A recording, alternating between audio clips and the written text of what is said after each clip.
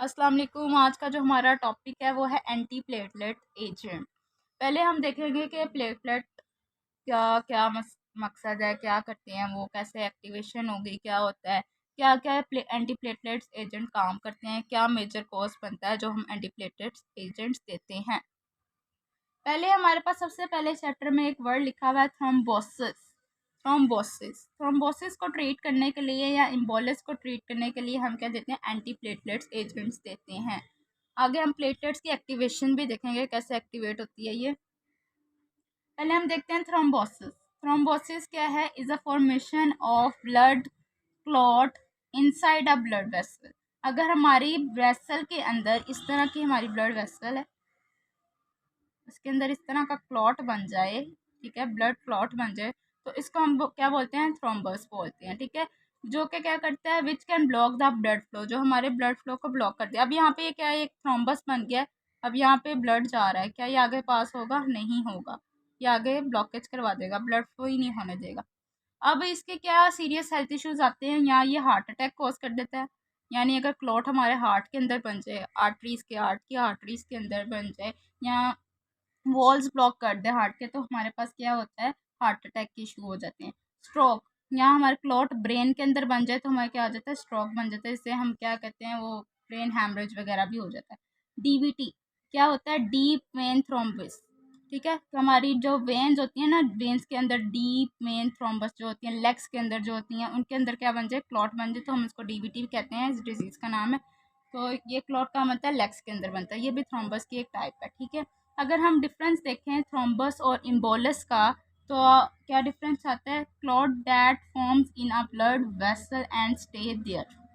ऐसा क्लॉट जो हमारी ब्लड वेसल के अंदर बना रहे और उधर ही रुका रहे, तो उसको हम क्या बोलते हैं? थ्रोम्बस। और इम्बोलस क्या है? आप ब्लड क्लॉट भी हो सकता है और अदर मटेरियल भी हो सकता है जो ट्रैवल करे हमारी ब्लड स्ट्रीम के अंदर और ब्लॉक भी कर दे ब्लड वेसल को, उसको हम क्या बोलते हैं? इम्बोलस बोलते हैं। यानी ये मूवेबल होता है, ये थ्रोम्बस की तरह फिक्स नहीं होता। अगर इसकी हम कंपोजिशन देखें तो ये मेनली कंसिस्ट होता है प्लेटलेट्स के ऊपर, फिब्रिन के ऊपर, आरबीसीज के ऊपर। ये देखें तो ये क्लॉट भी होता है, फैट भी होता है, इसके अंदर एयर भी हो सकती है और अदर पार्टिकल्स भी हो सकते हैं। ट्रीटमेंट अगर हम देखें तो ये ब्लड थिनिंग मेडिकेशन से क्या होता है, ट्रीट हो सकती है, लेकिन ये क्या होता है, इसमें इमीडिएट केयर और अटेंशन वगैरह रिक्वायर होती है, ठीक है। आगे देखते हैं कि प्लेटलेट रिस्पॉन्स क्या होता है, प्लेटलेट्स करती ही क्या है, क्या क्या इसका रिस्पॉन्स हो सकता है, इसका इंजरी में क्या रिस्पॉन्स होता है। अब हमारे पास क्या हो, ब्लड वेसल इंजर्ड हो गई है, ठीक है, ब्लड वेसल के ऊपर कोई चोट लग गई है, ठीक है, हमें यहाँ कहीं चोट लग गई, ठीक है, उधर से क्या निकल रहा है, ब्लड निकल रहा है। अब ब्लड कंटिन्यूसली हमारा निकलता तो नहीं ना रहता, तो हम क्या करते हैं, प्लेटलेट्स हमारी क्या कर देती हैं, उसमें रोल सबसे ज़्यादा इंपॉर्टेंट होता है प्लेटलेट्स का, जो ब्लड को रोकती हैं। प्लेटलेट्स क्या करती हैं, एक्टिवेट हो जाती हैं और ये क्या करती है, रिसीव सिग्नल टू रिस्पॉन्ड। जहाँ पे चोट लगी वहाँ से सिग्नल रिसीव करती है और फर्दर रिस्पॉन्ड करना शुरू कर देती हैं। प्लेटलेट्स आर एडहेरेंस का मतलब ये है, इकट्ठी हो जाती हैं। They stick to the injured area, जहाँ पे हमें चोट लगी है वहाँ पे क्या हो जाती है, वहाँ पे जाके स्टिक हो जाती हैं, चिपक जाती हैं। प्लेटलेट्स आर एग्रीगेट, देन ये क्लम्स टुगेदर, ये क्लम्सी सा स्ट्रक्चर बना देती है, फॉर्मिंग अ प्लग, जिसको हम क्या कहते हैं, क्लोट कहते हैं। जो एक प्लग टाइप एक स्ट्रक्चर बनता है जिसको हम बोलते हैं क्लोट। क्या हो रहा है, प्लेटलेट्स एग्रीगेट हो गए, एक जगह सारे इकट्ठे हो गए हैं, प्लग बना लिया, या फिर ये जो प्लग सा बना है ना, इसको हम क्या कहते हैं, क्लॉट भी कहते हैं, ठीक है, जो हेल्प करता है स्टॉप करने में ब्लीडिंग को। कभी कभी ये क्लॉट हमारी ब्लड वेसल्स के अंदर इस तरह बन जाता है कि हमारी ये जो ब्लड वेसल्स हैं उनको ब्लॉक ही कर देता है। अब आपने सिंपल मैकेनिज्म पढ़ लिया ना कि प्लेटलेट्स क्या काम करते हैं, वास्कुलर इंजरी में इसका क्या रोल है। कभी कभी ये क्लॉट्स वगैरह ही इतने डेंजरस टाइप बन जाते हैं कि हमारे पास क्या कर देते हैं, थ्रोम्बस की फॉर्मेशन करवा देते हैं, हमारी ब्लड वेसल्स को ब्लॉक कर देते हैं, क्लॉट फॉर्मेशन उधर हो जाती है, ठीक है। प्लेटलेट्स एग्रीगेशन बहुत ज़्यादा हो जाती है, ठीक है। ये इसका क्या है, हमने ये सारी चीज़ें पढ़नी है कि क्या क्या ऐसी जो मेडिसिन हम यूज़ करें जिससे हमारी प्लेटलेट एग्रीगेशन ख़त्म हो जाए, अगर बहुत ज़्यादा स्वेयर हो गई है, और क्लॉट फॉर्मेशन भी क्या हो, रिड्यूस हो जाए, ठीक है। तो आगे हम वो देखेंगे। अब क्या एंटी प्लेटलेट्स एजेंट्स होते क्या हैं? ये ड्रग और मेडिकेशन, ऐसी ड्रग और मेडिकेशन जो है, मेडिकेशन कह लें, जो प्रिवेंट करे हमारी प्लेटलेट एग्रीगेशन को, जो हमने देखा था कि अगर बहुत स्वेयर हमारी प्लेटलेट एग्रीगेशन हो गई है तो उसको ट्रीट करने के लिए जो मेडिकेशन हम यूज़ करेंगे, वो और थ्रोम्बस फॉर्मेशन को जो कम करे, रिड्यूस करे, प्रिवेंट करे, उस ड्रग्स को क्या कहते हैं? Anti platelets agent. ऐसी मेडिसिन जो हमारे पास प्लेटलेट्स एग्रीगेशन को प्रिवेंट करे या थ्रोम्बस फॉर्मेशन को प्रिवेंट करे, उसको हम कहते हैं एंटी प्लेटलेट्स एजेंट्स। आगे अगर हम इसकी क्लासिफिकेशन देखें, ये इतने अच्छे से बच्चों को नहीं पढ़ाया जाता चैप्टर, तो अगर क्लासिफिकेशन देखें तो ये 4 पार्ट्स में डिवाइड है इसकी क्लासिफिकेशन एंटी प्लेटलेट्स की सिर्फ। ठीक है, कुछ बुक्स में ये बहुत कंबाइन करके लिखी हुई है इसकी क्लासिफिकेशन, लेकिन ये 4 पार्ट्स में डिवाइड है एंटी प्लेटलेट्स की क्लासिफिकेशन, जिसमें पहली आती है थ्रोम्बोक्सिन A2 इनहिबिटर। ठीक है, जो कि इसमें हमारी कौन सी ड्रग आती है? एस्पिरिन। ठीक है, ऐसे अगर आप पार्ट्स में याद करेंगे आपको जल्दी अच्छे से याद होगी। थ्रोम्बोक्सिन A2 इनहिबिटर में हमारे पास कौन सी ड्रग आती है? एस्पिरिन। ADP रिसेप्टर इनहिबिटर में हमारे पास कौन सी आती है? क्लोपिडोग्रेल, टिक्लोपिडाइन और टिकाग्रिलर। ठीक है, फॉस्फोडाइस्टरेस इनहिबिटर में हमारे पास कौन सी आती है? डिपायराडामोल। ठीक है, glycoprotein 2B and 3A inhibitor में कौन सी आती है? एमेक्सिमब। ठीक है, उसके अगर इनके ही हम चारों के फार्माकोलॉजिकल एक्शंस देखें तो आपने देखा है। अब ये क्या थी? थ्रोम्बोक्सिन A2 इनहिबिटर का हम पहले क्या देखेंगे? फार्माकोलॉजिकल एक्शन देखेंगे, जिसमें हमारे पास कौन सी ड्रग आ रही है? एस्पिरिन, जो क्या है? एंटीप्लेटलेट्स ड्रग है, एजेंट्स हैं जो हम देते हैं। थ्रोम्बोक्सिन, इसमें देखें थ्रोम्बोक्सिन क्या है? थ्रोम्बोक्सिन A2 इनहिबिटर जो कि हमारे पास क्या है? एस्पिरिन है। वो क्या करते हैं? इनहिबिट करवा देते हैं साइक्लोऑक्सीजनेज 1, जिसको COX1 से भी डोनेट किया जाता है इन प्लेटलेट्स। ये प्लेटलेट्स के ऊपर ही प्रेजेंट होते हैं। ये क्या करते हैं? रिड्यूस कर देते हैं प्रोडक्शन को थ्रोम्बोक्सिन A2। ठीक है, प्रोडक्शन किसके रिड्यूस करते हैं? थ्रोम्बोक्सिन A2, क्योंकि हम थ्रोम्बोक्सिन A2 इनहिबिटर यूज़ कर रहे हैं। वो क्या करते हैं? इनहिबिट करवाते हैं साइक्लोऑक्सीजनेज को और रिड्यूस कर देते हैं प्रोडक्शन को थ्रोम्बोक्सिन A2 की प्रोडक्शन को क्या करते हैं? रिड्यूस कर देते हैं। ये एक ऐसा केमिकल है जो प्रमोट करता है प्लेटलेट्स एग्रीगेशन। जब हम इसकी ही प्रोडक्शन को रिड्यूस कर देंगे तो हमारे पास क्या रिजल्ट आएंगे? हम किस लिए ड्रग दे रहे हैं? प्लेटलेट्स एग्रीगेशन के लिए ना, कि प्लेटलेट्स एग्रीगेशन रिड्यूस हो जाए जो बहुत ज़्यादा स्वेयर हो गई है। तो जब ये हमारे पास थ्रोम्बोक्सिन A2 जो हमारे पास प्लेटलेट एग्रीगेशन करवा रहा था, उसकी प्रोडक्शन रिड्यूस हो जाएगी, तो हमारे पास एक तो प्लेटलेट एग्रीगेशन भी रिड्यूस होगी और क्लॉट फॉर्मेशन इन आर्टरी वो भी क्या होगी? रिड्यूस हो जाएगी। एक बार फिर मैं आपको उसको समझाती हूँ एज अ साइकिल के तौर पर। जो क्या है? थ्रोम्बोक्सिन A2 इनहिबिटर दे रहे थे, थ्रोम्बोक्सिन A2 इनहिबिटर यानी एस्पिरिन। ठीक है, जो कि हमारे पास प्लेटलेट्स के ऊपर कोली ऑक्सीजनेज इनहिबिटर को क्या कर रही थी? ब्लॉक कर रही थी। देन जिसमें हमारे पास क्या हो रहा था? थ्रोम्बोक्सिन A2 की प्रोडक्शन क्या हो रही थी? रिड्यूस। देन हमारे पास रिजल्ट क्या आ रहा था? Platelet aggregation and call formation क्या हो रही थी? कम हो गई थी, रिड्यूस हो गई थी। ठीक है, आहिस्ता आहिस्ता अगर आप देते रहेंगे तो ये बिल्कुल ही खत्म होती जाएगी। आगे आगे हमारे पास ADP receptor inhibitor. ADP receptor inhibitor में हमारे पास कौन सी ड्रग्स आ रही थी? क्लोपिडोग्रेल और हमारे पास टिक्लोपाइडीन। ठीक है, ये वाली ड्रग्स आती हैं। अब ADP रिसेप्टर इनहिबिटर क्या करते हैं? हमारे पास ADP receptor inhibitor like clopidogrel block करते हैं P2Y12 रिसेप्टर को।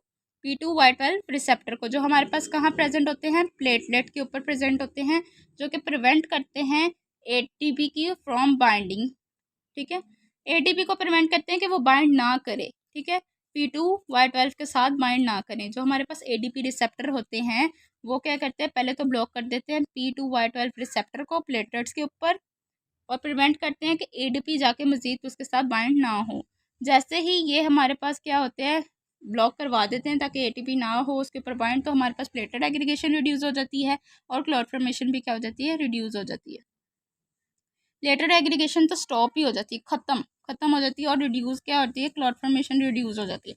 अब मैं आपको इसके ज़रिए समझाती हूँ कि कैसे हुआ ये सारा। अब ये क्या हमारे पास प्लेटलेट्स हैं, ये भी प्लेटलेट्स हैं, ये भी प्लेटलेट्स हैं। अब हमारे पास क्या हो रहा है? ये प्लेटलेट्स के ऊपर हमारे क्या है? P2Y12 रिसेप्टर हैं। ठीक है, अब ऊपर वाली क्या है? बाइंडिंग साइड है। ठीक है, इसके ऊपर अब दूसरे प्लेटलेट से अगर हमारे पास ADP रिलीज हो रहे हैं, ADP रिलीज हो रहे हैं, ये जाके इसके ऊपर जाके क्या कर जाएंगे? बाइंड हो जाएंगे इसकी बाइंडिंग साइड पे। ठीक है, तो हमारे पास क्या होगी? प्लेटलेट एग्रीगेशन होगी। अब हमारे पास क्या है? अब हमने क्या दे दिया? ADP रिसेप्टर इनहिबिटर दे दिया। अब यहाँ से जो ADP निकल रहे थे, जो हम रिसेप्टर इनहिबिटर देने हैं, तो यहाँ से जो ADP निकल रहे थे वो यहाँ पे आके बाइंड नहीं करेंगे। ये क्या कर देंगे? उसकी ब्लॉकेज करवा देंगे। P2Y12 की भी रिसेप्टर के ऊपर ब्लॉकेज करवा देंगे और ADP की भी क्या करवा देंगे? ब्लॉकेज करवा देंगे। देन हमारे पास रिजल्ट क्या होगा, प्लेटलेट एग्रीगेशन क्या हो जाएगी, स्टॉप हो जाएगी, ठीक है, और क्लॉट फॉर्मेशन रिड्यूस हो जाएगी। अब आपको इसका मैकेनिज्म अच्छे से समझ आ गया होगा। हम दे रहे थे फॉस्फोडाइएस्ट्रेस इनहिबिटर। फॉस्फोडाइएस्ट्रेस इनहिबिटर क्या करते हैं, जिसमें हमारे पास कौन सी ड्रग्स आती है, डिपायराडामोल। ये क्या करते हैं, इनहिबिट करवा देते हैं फॉस्फोडाइएस्ट्रेस एंजाइम को, जो कि इंक्रीज कर देते हैं हमारे पास सीएमपी लेवल को। हमने हार्ट फेलियर वाली ड्रग में भी पढ़ा था कि हार्ट फेलियर को कौन प्रिवेंट करता है, यानी हार्ट अटैक वगैरह को कौन प्रिवेंट करता है, आइनोट्रोपिक एजेंट। जितने हमारे पास सीएमपी का लेवल ज़्यादा होगा उतने ही हमारे पास क्या होगा, हार्ट फेलियर के चांसेस कम होंगे। अब ये देखें, अब हमारे हार्ट में भी तो स्ट्रोक, ब्लड वेसल वगैरह में भी तो क्लॉट वगैरह बन रहे थे ना, प्लेटलेट सेग्रीगेशन हो रही थी, थ्रोम्बस बन रहा था। अब उसके लिए हम क्या कर रहे हैं, फॉस्फोडाइएस्ट्रेस इनहिबिटर दे रहे हैं, जो कि ब्लॉक कर रहा है फॉस्फोडाइएस्ट्रेस एंजाइम को, जो कि इंक्रीज कर रहा है हमारे पास CMP level inside the platelet. क्योंकि हम फॉस्फोडाइएस्ट्रेस एंजाइम क्यों इनहिबिटर क्यों देते हैं, क्योंकि ये ब्लॉक कर कभी कभी ये क्या करता है, फॉस्फोडाइएस्ट्रेस ब्रेक करवा देता है सीएमपी को, ब्रेक कर देता है सीएमपी को। तो इसकी ब्रेकेज को रोकने के लिए हम फॉस्फोडाइएस्ट्रेस इनहिबिटर देते हैं, ताकि सीएमपी ना ब्रेक हो। जैसे ही हम इसको इनहिबिट करवा देते हैं फॉस्फोडाइएस्ट्रेस एंजाइम को, तो हमारे पास जो हमारा सीएमपी का लेवल है वो इंक्रीज़ हो जाता है प्लेटलेट्स के अंदर। जैसे ही इंक्रीज़ होगा सीएमपी का लेवल इनसाइड द प्लेटलेट्स, तो हमारे पास प्लेटलेट्स एग्रीगेशन क्या हो जाएगी, खत्म हो जाएगी, प्रिवेंट हो जाएगी, and clot formation in artery वो भी क्या होगी, कम हो जाएगी।